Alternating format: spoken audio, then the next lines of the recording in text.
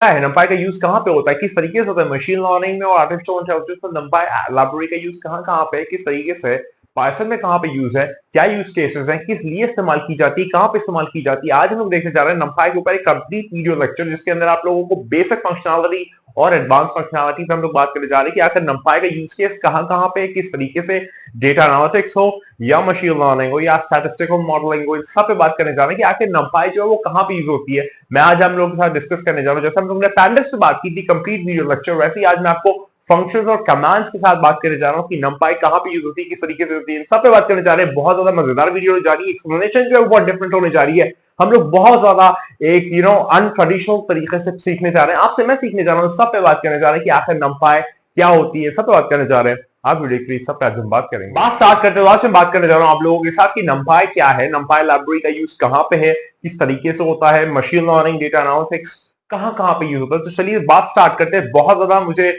आज excitement feel हो रहा है क्योंकि मैं आप लोगों के साथ सीखूंगा कि आखिर numpy का एक्चुअल यूज केस कहां पे है, किस तरीके से होता है, मैं as a AI research scientist या फिर डेटा साइंटिस्ट जो है उसको कहां पे यूटिलाइज करता हूं और कैसे कैसे यूटिलाइज करता हूं। तो अगर मैं नाम से स्टार्ट करूं, अगर मैं numpy के नाम से स्टार्ट करूं तो numpy का जो एक ये एब्रिविएटेड फॉर्म है ना, एक शॉर्ट फॉर्म है। अगर मैं इसको थोड़ा सा एक्सपैंड करके बात करूं तो इसका फॉर्म है न्यूमेरिकल पाइथन। अगर आप numpy के ऊपर बात करें तो numpy जो है वो दो वर्ड से बना हुआ है, न्यूमेरिकल और पाइथन। numpy इसलिए इसे हम लोग numpy कहते हैं, कुछ लोग numpy भी कहते हैं, प्रोनाउंसिएशन का डिफरेंस है। लेकिन इसका जो यूज केस है वो ये है कि ये जहां पे भी मैथमेटिकल ऑपरेशंस या मैट्रिसेस या डिटरमिनेंट्स या फिर जितने भी एरेज या जितना भी मैथमेटिकल डेटा स्ट्रक्चर्स में ऑपरेशंस होते हैं, जहां पर भी मैथ अप्लाइड होती है, वहां पर जो है वो कहीं ना कहीं numpy का यूज होता ही है। और numpy अपने आप में बहुत पावरफुल है, बहुत ज्यादा डिफरेंट फंक्शनलिटी इसके साथ आती है, बहुत ज्यादा आपको डिफरेंट टूल्स देती है, फीचर्स देती है जिसके जरिए आप कोई भी मैट्रिक्स या फिर डिटरमिनेंट्स, फॉर एग्जांपल अगर मेरे पास 1 2 3 4 5 6 7 8 9 ना, अगर मेरे पास इस तरीके से कुछ है, मैं एक नॉर्मल कंप्यूटर की लैंग्वेज में लिख के दे रहा हूं। अगर फॉर एग्जांपल मेरे पास ये जो है वो एक मैट्रिक्स है और अगर इस पूरे मैट्रिक्स को मुझे मल्टीप्लाई करना है 2 से, अगर मुझे इसे डिवाइड करना है या फिर डिवाइड करना है 12 से, या मुझे इसमें ऐड करना है 12, तो इस तरीके के जितने भी ऑपरेशंस है जो कि इस मैट्रिक्स के अंदर होंगे, इस मैट्रिक्स के ऊपर होंगे, इस मैट्रिक्स को आपके जी मैनिपुलेट करेंगे, वो सारे जो है वो हम लोग numpy के थ्रू कर सकते हैं। और भी काफी सारी चीजें हैं। फॉर एग्जांपल आपको अगर कोई एरे बनानी है, एरे एरे आप थोड़ा सा, फॉर एग्जांपल ये आपकी एक एरे है जिसके अंदर 1 2 3 4 ये एलिमेंट्स आपके पास है, ये लिस्ट की शक्ल में है, लेकिन इसे मैं एरे कह रहा हूं क्योंकि यहाँ पर आपके पास इंडिपेंडेंस है कि आप कोई भी मैथमेटिक्स के ऑपरेशन जो है वो यहाँ पे अप्लाई कर सकते हैं। तो अगर यहाँ पर आपको इन सब एरे को, अगर ये एरे है जिसका नाम जो है वो ARR में रखता हूं, तो अगर आपको इस एरे को मल्टीप्लाई करना है 12 से या 14 से, तो आप यहां पर numpy का यूज ले सकते हो, numpy के यूज के थ्रू ये चीजें कर सकते हो। तो यहां पर मैं आपको सिर्फ एक यूज केस बता रहा हूं कि जब आप डेटा एनालिटिक्स परफॉर्म कर रहे होते हो या फिर आप डेटा साइंस में डील कर रहे होते हो या फिर मशीन लर्निंग में टू बी स्पेसिफिक बात कर रहे होते हो, तो ये सारे ऑपरेशन जो है वो बहुत काम आते हैं। और इन सारे ऑपरेशन को करने के लिए जो हमारे पास एक आपके लीजिए एक कंपोज या एक कॉम्प्लेक्स या फिर एक कंप्लीट लाइब्रेरी है, उसका नाम numpy है, इसी को numpy कहते हैं। मैंने बहुत एक ब्रीफ इंट्रोडक्शन से स्टार्ट कर रहा हूं, तो ये जो है उसको हम लोग numpy कहते हैं। आप लोग सुनने पे ज्यादा फोकस कीजिएगा, बाकी फिर अगर आपको सीखना हो या याद करना हो तो किसी को आप बस समझा दीजिएगा जाके, 100% आपको वो चीज समझ में आ जाएगी। जैसे मैं आप लोग से सीख रहा हूं अभी, जो मुझे थोड़ा बहुत आता है आप लोग से सीखा है वो बस रिवाइज कर रहा हूं, प्रोनाउंस कर रहा हूं और वो चीजें मेरे दिमाग में और ज्यादा इंटाइस हो रही है। तो ये जो है वो पढ़ने का तरीका होना चाहिए। तो numpy के बारे में हमने बात की। numpy जो है वो एक पाइथन की लाइब्रेरी है जिसका आप फुल फ्लेजेड फॉर्म कहेंगे तो उसको हम लोग न्यूमेरिकल पाइथन कहते हैं। यहां पर आप मैट्रिसेस में डील करते हैं, मैथमेटिकल ऑपरेशंस में डील करते हैं, कोई भी एरे हो या कोई भी इस तरीके का डेटा स्ट्रक्चर हो जिसके अंदर आपको मैथमेटिक्स के ऑपरेशन अप्लाई करने हो, तो उसमें numpy बहुत ज्यादा काम आती है। तो ये एक जनरल ओवरव्यू और जनरल इंट्रोडक्शन है numpy लाइब्रेरी का।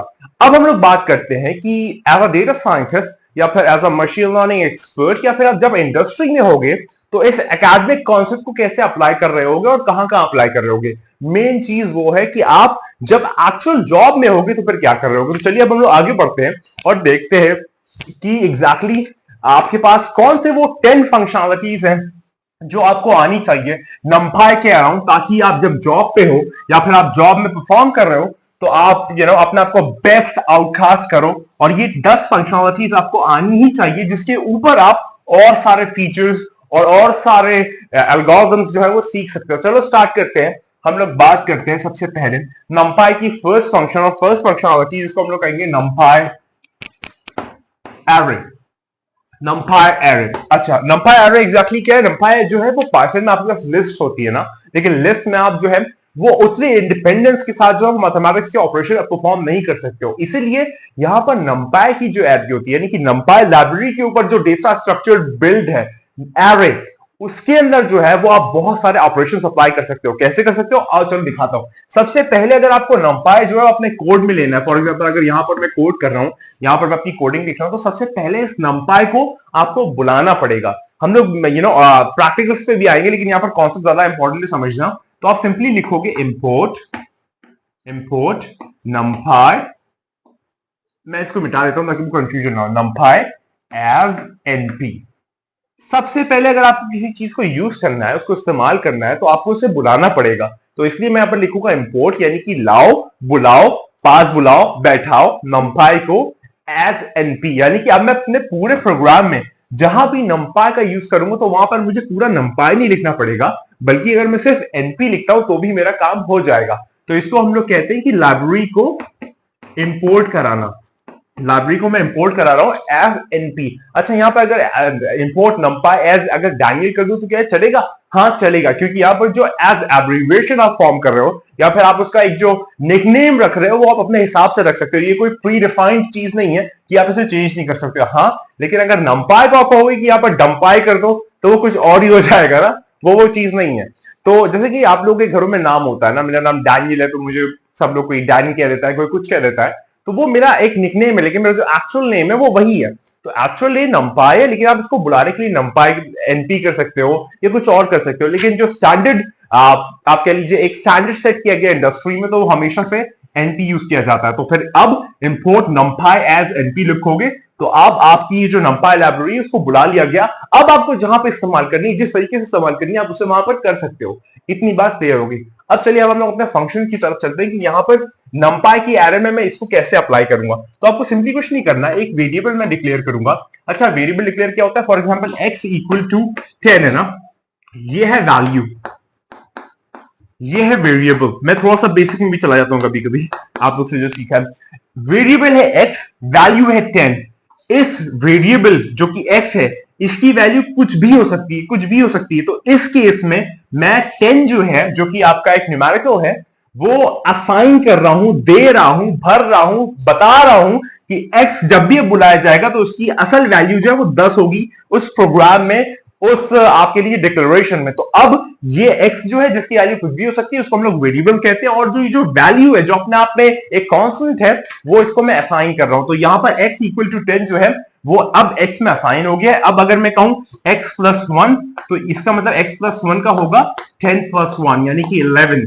ये जो है वो एक कॉन्सेप्ट है वेरिएबल्स का। अपने प्रोग्राम्स को बहुत ज्यादा फास्ट और रैपिड और कम्युनिकेशन के पर्सपेक्टिव से आप जो कहना चाहते हो वो कहो। जैसे कि आपको अगर पोइट्री लिखनी है तो आपको लेटर्स और अल्फाबेट्स और मेटाफर्स और सिंबली की जरूरत पड़ती है। वैसे अगर आपको कोई कंप्यूटर प्रोग्राम लिखना है तो उसके अंदर वेरिएबल्स बहुत इंपॉर्टेंट काम करते हैं, बल्कि वेरिएबल पे ही मेन चीज बेस्ड है। तो ये वाली बात यहां पर क्लियर हुई। अब हम लोग वापस आते हैं। तो यहां पर जो है मैं numpy का एक एरे वाला फंक्शन जो है वो आपको दिखा रहा हूं। तो मैंने एक वेरिएबल डिक्लेयर किया arr, एरे का short form arr equal to, अच्छा ये जो arr है ये कोई कीवर्ड नहीं है, ये मैंने कुछ भी दिया। यहां पर मैं डैन, मैन, कैन, मून, सन कुछ भी कर सकता हूं। तो यहां पर मैं लिखता हूं arr equal to np dot array. अब यहां पर देखिए एरे जो मैं लिख रहा हूं ये कीवर्ड है। अगर यहां पर मैं पैरे लिख दूं तो वो काम नहीं करेगा, बात नहीं बनेगी। तो np डॉट एरे, अब यहां पर मैं लिख रहा हूं। उसके बाद मैं यहां पर लिखूंगा एक लिस्ट, इसको मैं थोड़ा सा रब कर देता हूं ताकि आप लोग को विजुअल क्लियर रहे। मैं थोड़ा सा इसको यहां पर रब कर देता हूं और हम आगे देखेंगे इसको। वेरिएबल वाला कॉन्सेप्ट मुझे उम्मीद आप लोग समझ गए होंगे। तो यहां पर भी लिखता हूं 1 2 3 और 4, ठीक है। और यहां पर एक मैंने वेरिएबल डिक्लेयर किया arr equal to np dot array, और इसके अंदर मैंने पैरेंथेसिस खोले और 1 2 3 4 दे दिया। अब यहाँ पर एक्चुअली हो क्या रहा है आप समझ सकते हो, अगर आपने ये चीज देखी हो सिर्फ, तो ये जो है वो आपकी एक पाइथन लिस्ट है। जाहिर सी बात है, स्क्वायर ब्रैकेट्स है, उसके अंदर कुछ वैल्यूज है, तो ये सी चीज कोई भी अगर एक बेसिक अंडरस्टैंडिंग भी रखता है पाइथन की, तो वो बता देगा कि भाई ये चीज जो है वो लिस्ट है। लेकिन आप देखो तो कि वो जा कहां रही है, वो पास कहां पे हो रही है। ये np डॉट एरे, np हमने याद है आपको, इंपोर्ट numpy एज np लिखा था। अब ये जो np है, यानी कि आप समझ ले कि ये है इंडिया, इसके अंदर बहुत सारे स्टेट्स हैं। मैं फॉर एग्जांपल कहता हूं यूपी, तो मैं कहूंगा इंडिया में यूपी। वैसे ही मैं कह रहा हूं एनपी में एरे, मतलब इंडिया के अंदर एक स्टेट है एरे, यानी कि नंपाई अपने आप में पूरी कंट्री है, उसके अंदर एक एरे है, एक जो एक फंक्शन है। तो वैसे ही जैसे इस इंडिया के अंदर यूपी है, वैसे ही नंपाई के अंदर एरे है, उसके अंदर मैं एक चीज पार्स कर रहा हूं, दे रहा हूं, भेज रहा हूं 1 2 3 4, जो कि एक लिस्ट है। अब यहां पर जब ये इसके अंदर जाती तो ये लिस्ट है, लेकिन जब इसके अंदर से ये होके ARR को अगर मैं कॉल करता हूं, तो इसकी जो वैल्यू बाहर आएगी वो आएगी आपकी एक एरे। देखने में सेम लगेगी 1 2 3 4, देखने में तो सेम है। ये जो भेजा आपने अंदर वो लिस्ट थी, लेकिन जब ARR कॉल किया तो जो आउटपुट में निकल के आया वो 1 2 3 4 है, ये एक एरे है। अब एरे लिस्ट से डिफरेंट कैसे है इस केस में पर्टिकुलरली, क्योंकि ये एरे नंपाई से एसोसिएटेड है। तो इस एरे पे आप जो है वो इंडिपेंडेंटली मैथमेटिक्स के ऑपरेशन अप्लाई कर सकते हो। इसके ऊपर आप बहुत सारे मैथमेटिक्स के ऑपरेशन अप्लाई कर सकते हो कि जो शायद इंडिपेंडेंटली आप अलग से पाइथन लिस्ट में अप्लाई ना कर सकते। तो यहां पर जो फर्स्ट फंक्शन आती है जो हमें पाइथन देता है इंडिपेंडेंस, वो है numpy.array की, यानी कि आप किसी भी लिस्ट को या फिर आप किसी भी बेसिक डेटा स्ट्रक्चर जो कि पाइथन का है उसको सप्लाई करोगे np.array में, खासकर लिस्ट को, और जब वो आप उसको बाहर बुलाओगे, जो वो आउटकास्ट करेगा वो एक एरे आउटकास्ट करेगा, और उस एरे पे आप कोई भी मैथमेटिक्स के फंक्शन, और जिसको आप लोग बोर्ड मास कहते हो, बोर्ड मास कह लो या फिर एडिशन सब्ट्रैक्शन मल्टीप्लिकेशन कह लो, कुछ भी कह लो, वो सारे इस चीज पे अप्लाई कर सकते हो, जो कि पहले बहुत ज्यादा रिस्ट्रिक्टेड थे। तो ये फर्स्ट फंक्शनलिटी है जो मैं डे टू डे बेसिस पे यूज करता हूं एज अ डेटा साइंटिस्ट या फिर as a AI research scientist. Industry में भी लोग भी ये चीजें इस्तेमाल करते हैं। तो ये फर्स्ट चीज है, फर्स्ट फंक्शनलिटी है numpy की एरे फंक्शन की। उम्मीद करता हूं आपको ये वाली बात क्लियर हो गई होगी। अब हम लोग आगे बढ़ते हैं और अपने सेकंड पे बात करते हैं कि आखिर सेकंड जो हमारा फंक्शन है numpy हमको क्या देती है। इतनी बात मुझे लगता है क्लियर हो गई होगी। मैं बहुत ज्यादा आराम से आप लोगों से सीख रहा हूं। अब आगे बढ़ते हैं।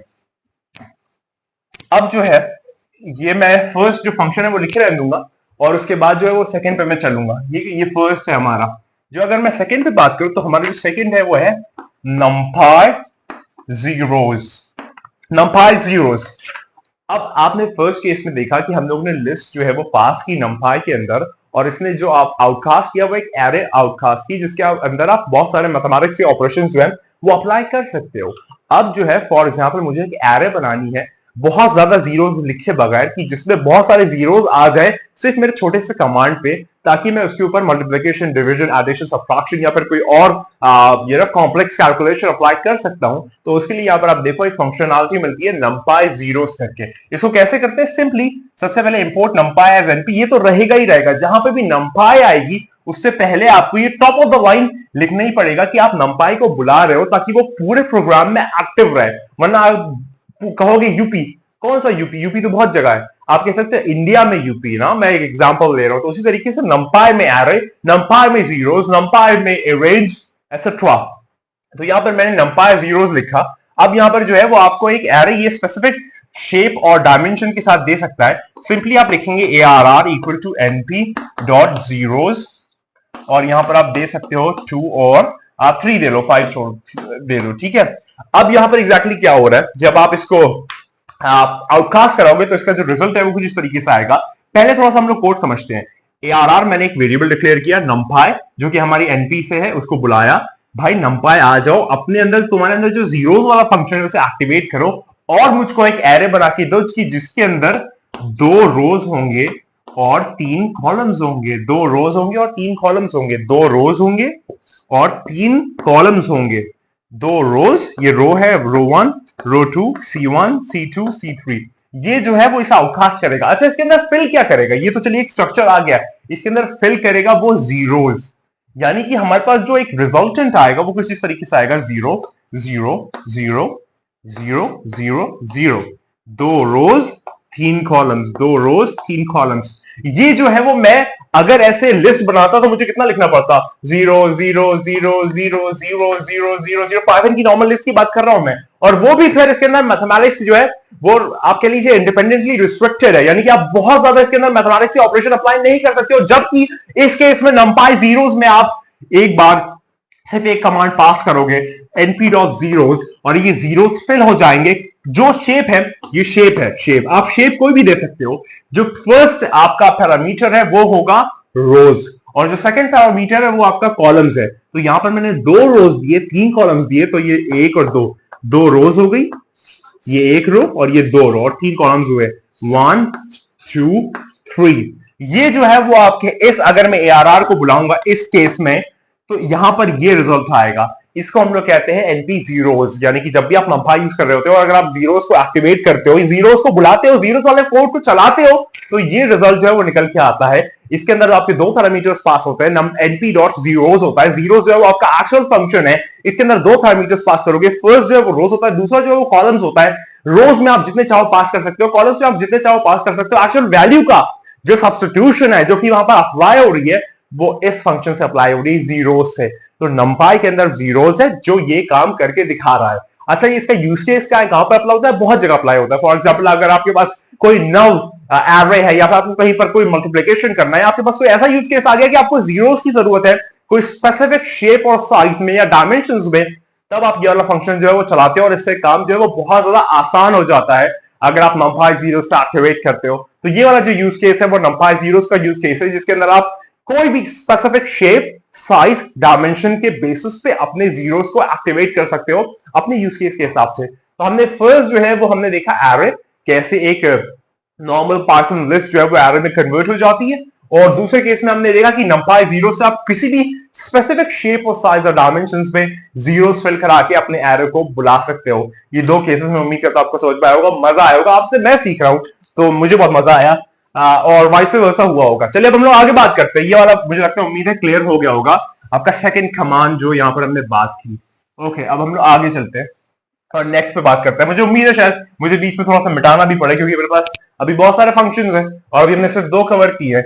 मजा आना चाहिए, वो इंपॉर्टेंट है। अब हम लोग आगे बात करते हैं। अगर मैं थर्ड पे बात करूं, थर्ड जो है इस केस का थोड़ा सा अपोजिट है। हमने इस केस में जीरोस पे बात की, अब मैं बात करूंगा नंपाई वंस पे। नंपाई वंस पे बात करूंगा। सिंपली कुछ नहीं करना है, आपको एक वेरिएबल जो है डिक्लेयर करना है array equal to np dot, अब यहां पर आपने वहां पर वो किया था, आपको यहां पर बस सिंपली वंस कर देना है और यहां पर आपको अपना जो शेप है वो पास कर देना है।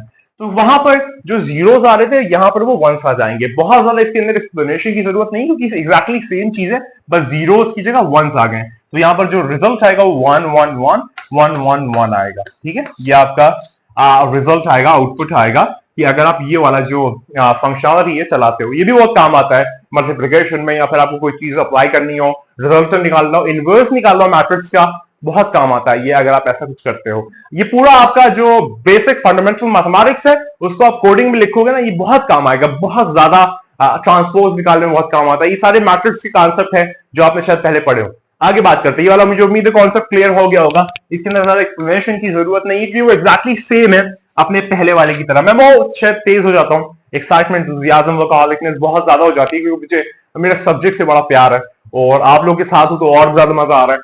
तो ये वाली बात इतनी क्लियर होगी। अब आगे बढ़ते हैं नेक्स्ट पे, फोर्थ पे ना।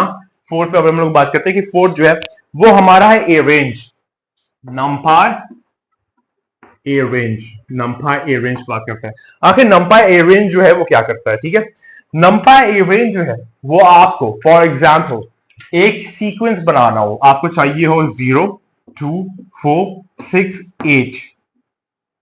तो अगर मैं आपसे कहूं कि भाई ऐसे मुझे एक एरे प्रिंट करा के दो, तो आप क्या करोगे? सिंपली खोलोगे, 0 लिखोगे, 2 लिखोगे, 4 लिखोगे, 6 लिखोगे, 8 लिखोगे और प्रिंट करा के मुझे रिजल्ट दे दोगे। यही चीज अगर आपको करते करते करते करते 99 तक जाता तो क्या 99 बार लिखोगे? नहीं लिखोगे। इसीलिए इसका एक शॉर्टकट है कि आपको किसी स्पेसिफिक रेंज में नंबर्स चाहिए, किसी स्पेसिफिक गैपिंग के साथ। फॉर एग्जाम्पल इसके अंदर 2 की गैपिंग है, 2 2 2, किसी स्पेसिफिक गैपिंग के साथ किसी स्पेसिफिक नंबर तक आपको अपनी एरे जनरेट करनी है। तो उसके लिए जो फंक्शन नंपाई में यूज होता है वो है np numpy a range। कैसे काम करता है? बहुत सिंपल है, आइए देखते हैं। बहुत सिंपल, इसके अंदर जो मैकेनिज्म है वो ऐसे काम करता है कि आप एक एरे डिक्लेयर कर रहे हो, वही सेम फंडा सेम कॉन्सेप्ट, और उसके अंदर आप लिखोगे NP dot a range. Now NP जो है वो आपका वो एवरी इंपोर्ट नंपाई एनपी में आप एनपी ले रहे हो, उसके बाद जो है वो आप यहाँ पर ए रेंज ये एक फंक्शन है, इसके अंदर आप लिखोगे 0 और लिखोगे 12 और लिख दोगे 2। ठीक है, अब एग्जैक्टली होगा क्या?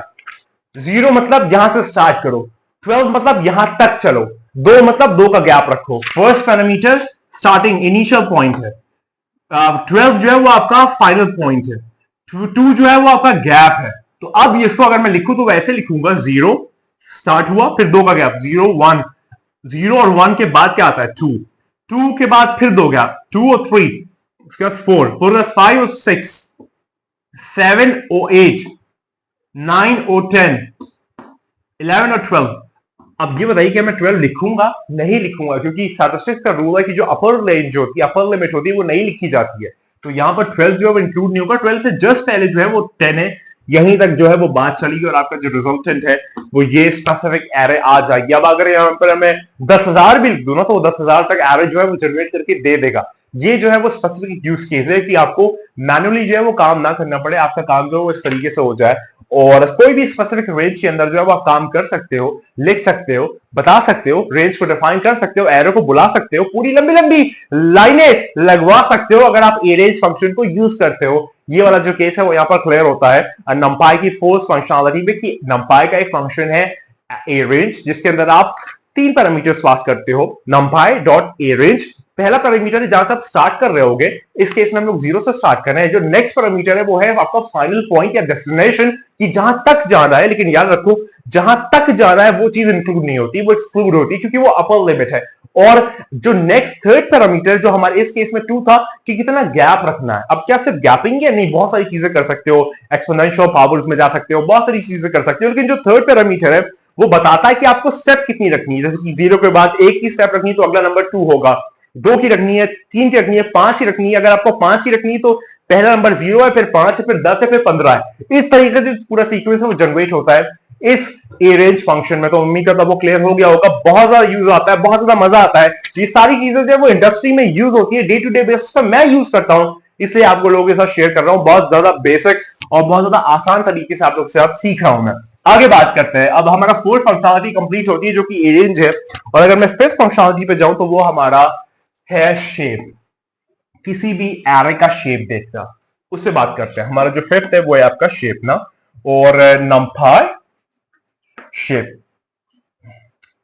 अब यहां पर अगर मैं एक एरे डिक्लेयर करूं ना, एक एरे, एक वेरिएबल मैंने डिक्लेयर किया एरे, उसके अंदर मैं लिखा नंपाई डॉट एरे, उसके अंदर मैं दे रहा हूं 2 चीजें, 1 2 3, ठीक है, और दूसरा है आपका 4 5 6, ठीक है, और इसको मैं क्लोज कर रहा हूं ठीक है, इसको मैं क्लोज कर रहा हूं।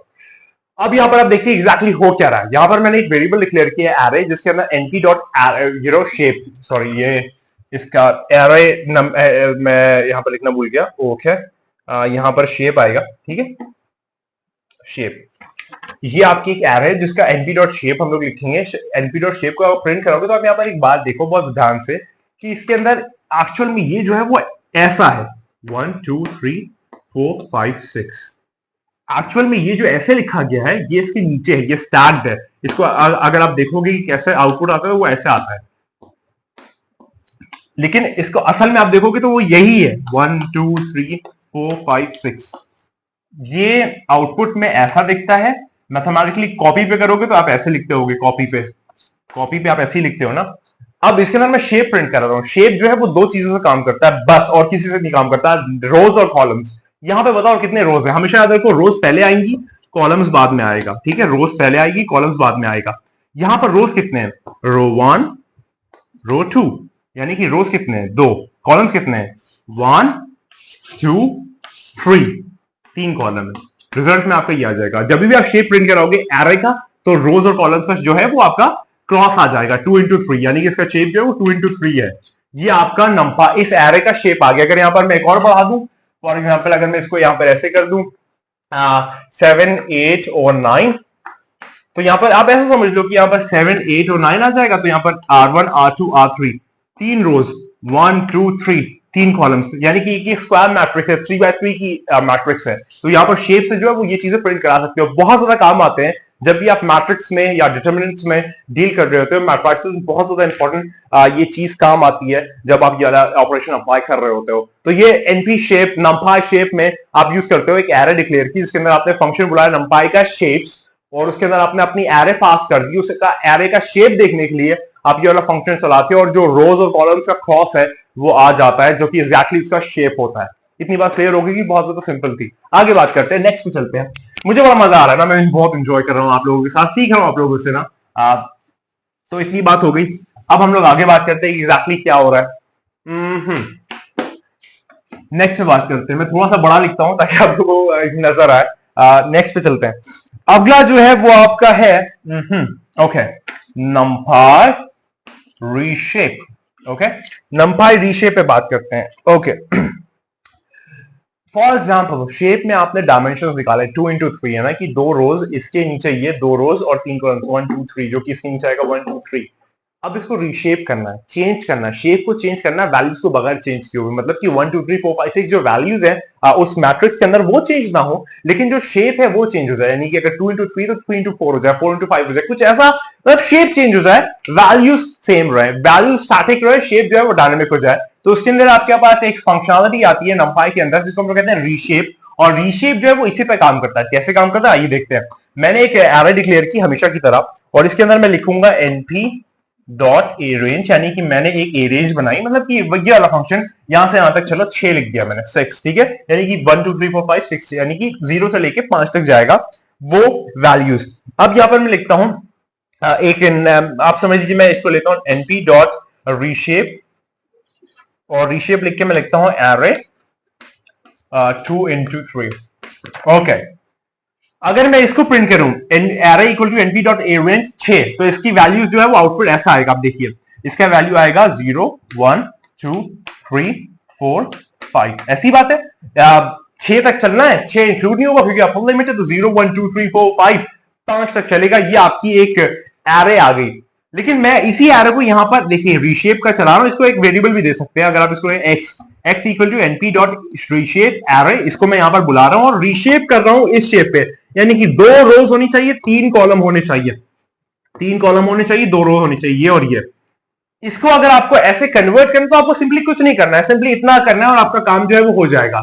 2 रोज होने चाहिए, तो 0 1 2 0 1 2 पहली रो, 3 4 5 3 4 5 R1 R2, 2 रोज होगी। 3 column C1 C2 C3, 3 column हो गए, 2 रोज हो गई, आपका काम हो गया। आपकी जो ये वाली एरे थी वो कन्वर्ट हो गई, रीशेप हो गई, डायमेंशन चेंज हो गई आपके रिक्वायरमेंट के अकॉर्डिंग, और यहां पर ये जो है वो ऐसे कन्वर्ट होकर आ गई। तो ये जो है वो रीशेप वाला फंक्शनलिटी बहुत ज्यादा यूजफुल है कि जब भी आप कोई मल्टीप्लिकेशन कर रहे हो या फिर मैट्रिक्स का मल्टीप्लिकेशन कर रहे हो, तो कई बार अगर वो डिस्टॉर्टेड शेप है, यानी कि डिफरेंट शेप है, m into m equal to n into m नहीं है, वो अंदर बीच में कॉमनैलिटी नहीं आती। हम लोग लीनियर अलजेब्रा जब पढ़ेंगे तो उस पर बात करेंगे। तो ये वाला जो चीज है वो अप्लाई की जाती है ताकि आपका काम जो है वो आसान हो जाए और काम आपका हो जाए। तो ये नंपाई रीशेप वाला फंक्शनलिटी जो है वो यहाँ पे काम आती है। उम्मीद का आपको क्लियर हो गया होगा। बहुत सिंपल है, बहुत आराम से मैं चल रहा हूँ, कोशिश कर रहा हूँ आराम से चलने की। आप लोग मुझे इतना एक्साइटमेंट दिला देते हो कि बस गाड़ी निकल ही जाती है। चलिए नेक्स्ट पे आते हैं। हमने सीख लिया नंपाई का रीशेप वाला फंक्शनलिटी। अब हम लोग नेक्स्ट पे चलते हैं और देखते हैं कि आगे क्या है, देखते हैं क्या है नेक्स्ट। हमारे पास जो नेक्स्ट है वो बहुत सिंपल है, बहुत सिंपल है। पता है मशीन लर्निंग सिंपल ही सी है, कुछ इसके अंदर कोई रॉकेट साइंस नहीं, बल्कि रॉकेट साइंस खुद मशीन लर्निंग है, और सब कुछ इजी है अगर तुम मेहनत करते हो, अपना एफर्ट डालते हो और बस सिखाओ। जो सीखो सबको सिखा दो, यकीन मानो ऐसा मजा आएगा कि दिल खुश हो जाएगा। आगे बात करते हैं, नेक्स्ट पे चलते हैं। अगला जो है वो सिंपल है, नंपाई सम, यानी कि जो भी आपके अंदर एलिमेंट्स है मैट्रिक्स के अंदर, एरे के अंदर, उसका सम। तो सिंपली कुछ नहीं करना है, मैं लिख देता हूं। अगर आपका एक एरे डिक्लेयर करो np डॉट एरे, और इसके अंदर मैं लिख रहा हूं 1 2 3 4, ठीक है। तो अगली लाइन में मैं लिख दूंगा बस की np डॉट सम एरे, एक्स को बुला दूंगा, एक्स में डाल दिया, एरे डिक्लेयर की np डॉट एरे 1 2 3 4, ये मैंने आपको अंदर पास किया। उसके बाद मैंने यहां पर लिखा np, यानी कि फिर हमें एक फंक्शनलिटी चाहिए नंपाई की, सम वाली जो एरे के जितने भी एलिमेंट्स है उसका सम करके दे दे तो क्या होगा 1 + 2 + 3 + 4, तो ये कितना हो जाएगा 4 + 3 7 8 9 10, यानी कि आपकी वैल्यू जो है वो 10 आ जाएगी। यानी कि आपका जब भी आपको अगर किसी एरे के एलिमेंट्स का सम करना हो तो आप सिंपली np.sum करो और उसके अंदर एरे पास कर दो तो आपका रिजल्टेंट जो है वो आ जाएगा। बहुत सिंपल फंक्शनलिटी है, कभी भी यूज कर सकते हो, चलते फिरते यूज कर सकते हो, इतनी इजी फंक्शनलिटी है। तो ये np numpy sum जो है वो यहाँ पे यूज होता है। नेक्स्ट भी चलते हैं, इसके अंदर ज्यादा एक्सप्लेनेशन की जरूरत नहीं थी बहुत। नेक्स्ट जो लास्ट वाले वो बड़ा मजेदार है। अभी हम लोग कितने 7th पे पहुंचे हैं, लास्ट वाला जो 10th है वो बहुत मजेदार है। नेक्स्ट पे चलते हैं, उसके बाद फिर मैं इधर से मिटा दूंगा ना, और नेक्स्ट पे चलते हैं और निकालते हैं 8th numpy मीन पे बात करते हैं। numpy मीन क्या होता है? मीन क्या होता है? Simply number of observations by total number of observations. For example अगर आपके पास 1 2 3 4 है तो 1 + 2 + 3 + 4 करो बाय 1 2 3 4 4 कर दो, यानी कि सारे एलिमेंट्स को सम कर दो और जितनी नंबर ऑफ ऑब्जर्वेशंस है उससे उसको डिवाइड कर दो तो आपका मीन जो है वो निकल के आ जाता है। ये जो है वो मीन का कॉन्सेप्ट है। तो आपको सिंपली अगर कभी नंपाई के एलिमेंट्स का, एरे के एलिमेंट्स का मीन निकालना हो तो कैसे निकालेंगे? अब नंपाई जो है वो हमको एक इंडिपेंडेंस देती है, फंक्शनलिटी देती है, एक फंक्शन देती है कि जिसके बेसिस पे आप ये वाली चीज कर सकते हो। कैसे कर सकते हो और देखते हैं, ठीक है। इसके अंदर सिंपल आपको कुछ नहीं करना है, आपने मैंने एक एरे डिक्लेयर की np.array, उसके अंदर मैंने लिखा 1 2 3 और 4, और उसके बाद जो है वो मैं लिखूंगा np.mean array, पास कर दिया। सिंपली वही वाली बात हुई, एरे डिक्लेयर की, उसमें np.array 1 2 3 4 डाल दिया, np.mean एरे को पास कर दिया, आपका मीन जो है वो रिजल्ट निकल के आंसर में आ जाएगा। शायद 2.5 समथिंग होगा इस केस में, देख लीजिएगा, ठीक है। तो ये वाला जो है वो आपका कौन सी फंक्शनलिटी है? 8th फंक्शनलिटी है नंपाई की मीन निकालने का। हमने शुरू से थोड़ा सा रिवाइज बात लेते हैं। सबसे पहले हमने देखा नंपाई एरे, फिर देखा NumPy zero, NumPy ones, NumPy arange, NumPy shape, NumPy reshape, NumPy sum, NumPy mean. इतने हम लोग देख चुके हैं, बहुत ज्यादा मजेदार था। आगे बढ़ते हैं और थोड़ा यहां पर देखते हैं। मैं सोचता हूं मिटाता नहीं हूं ताकि तुम लोग को एडजस्ट करवा दूं बस कहीं ना कहीं से। यहां से हम लोग चलते हैं 9th पे, और 9th देखते हैं हमारे पास 9th क्या आ रहा है नेक्स्ट। ओके, बहुत इजी है भाई, numpy.max और min। कोई भी आपके पास एक एरे है, देखो अगर तुम बस 5 एलिमेंट्स की एरे 1 2 3 4 तो देख के बता सकते हो सबसे बड़ा जो है वो 4 है। अगर आपके पास 1,00,000 की एरे है, वो भी आपकी आपके लिए बैलेंस्ड नहीं है, यानी कि आपके पास असेंडिंग या डिसेंडिंग ऑर्डर में नहीं है, रैंडमाइज्ड आपके एलिमेंट्स आ रहे हैं, तो कैसे बताओगे सबसे बड़ा कौन सा है? तो हमारे पास एक फंक्शनलिटी आती है numpy max की, कि जो आपकी पूरी एरे के अंदर जो सबसे बड़ा एलिमेंट है वो निकाल के दे देता है। और उसी के कॉन्ट्रास्ट हमारे पास एक फंक्शनलिटी आती है जो कि numpy min की है, कि जो सबसे छोटा एलिमेंट है उस पूरी एरे में वो निकाल के दे देता है। तो यहाँ पर आपके पास मैक्स और मिन एलिमेंट जो है वो फिर मौजूद रहते हैं, जिसके जरिए आप ये वाला काम कर सकते हो, ये वाला सॉल्व जो है वो ला सकते हो। और मैं उम्मीद करता हूँ ये बहुत सिंपल है, बहुत क्लियर है। मैं आप लोगों को दिखाता हूँ कि कैसे एग्जैक्टली ये काम करता है। बहुत सिंपल है यार। आपको एरे आपने एक डिक्लेयर की np.array, भाई सेम कहानी है भाई, 1 2 3 4, ओके। उसके बाद आपने यहां पर कुछ नहीं किया, आपने लिख दिया सिंपली np.max, एरे डाल दी, np.min, एरे डाल दी। सबसे बड़ा एलिमेंट 4 है, सबसे छोटा एलिमेंट 1 है। ये आपका रिजल्ट आ गया, ये आपका आंसर आ गया, ये आपका सॉल्यूशन आ गया। numpy आपको ये वाली फंक्शनलिटी देती है मैक्सिमम वैल्यू निकालने की और मिनिमम वैल्यू निकालने की। ये सबसे ज्यादा तब काम आती है कि जब आपके एलिमेंट्स जो हैं वो अरेंज ना हो, वो आपके बैलेंस ना हो, वो आपके असेंडिंग या डिसेंडिंग ऑर्डर में ना हो, सॉर्टेड ना हो, तब ये वाली चीज है वो बहुत मजेदार है, बहुत ज्यादा काम आती है कि अगर आप ये करना चाहते हो। नेक्स्ट पे चलते हैं, लास्ट फंक्शनलिटी जो कि आपके मैथमेटिक्स में आपने बहुत अप्लाई की होगी। अगर आपने हाई स्कूल मैथमेटिक्स पढ़ी है तो उसके अंदर आपने यूज किया होगा ट्रांसपोज निकालना। ट्रांसपोज निकाला जाता है तो हमें numpy ये इंडिपेंडेंस देती है, फंक्शनलिटी देती है, ये यूटिलिटी देती है, ये प्रोडक्टिविटी देती है कि आप निकाल सकते हो ट्रांसपोज एक मैट्रिक्स का numpy के जरिए। कैसे, आइए देखते हैं। मैं थोड़ा सा इसके अंदर एडजस्टमेंट करता हूं कहीं से, यह तो शायद तुम लोग को समझ में आ गया होगा ना, तो मैं इसको थोड़ा सा रब कर देता हूँ। थोड़ा एडजस्ट करते हैं ना, थोड़ा सा एडजस्ट करते हैं इतने हिस्से को। ओके, थोड़ा सा एडजस्ट किया जाए, थोड़ा सा, ओके, ऐसे करते हैं। अब यहां पे मैं बात करूंगा आप लोगों से ट्रांसपोज पे, जो कि आपका लास्ट फंक्शनलिटी है। एक्चुअल में ट्रांसपोज होता कैसे है वो देखो। अगर आपके पास 2 4 8, 12। ये एक मैट्रिक्स है 2 by 2, two cross two matrix है। अगर आपको इसका ट्रांसपोज निकालना है तो सिंपली कुछ नहीं करना है, डायगोनल को पकड़ो, एक नई मैट्रिक्स बनाओ, डायगोनल के एलिमेंट जैसे वैसे लिख दो 2 और 12। डायगोनल के एलिमेंट ऐसे, ये वाला डायगोनल जो इसको ऐसे ही लिख दो, उसके बाद जो ये और ये एलिमेंट है इसको आप इंटरचेंज कर दो। 8 को यहां डाल दो, 4 को यहां डाल दो, तो फिर 4 यहां पे आ जाएगा और 8 यहां पे चला जाएगा। ये आपका ट्रांसपोज मैट्रिक्स है। इसका ट्रांसपोज ये है, डायगोनल को पकड़ा रखा और एलिमेंट्स को इंटरचेंज कर दिया, ये आपका ट्रांसपोज है। ट्रांसपोज को ऐसे लिखते हैं ए की पावर टी। अगर ये मैट्रिक्स ए है तो ए की पावर टी जो है वो उसका ट्रांसपोज है।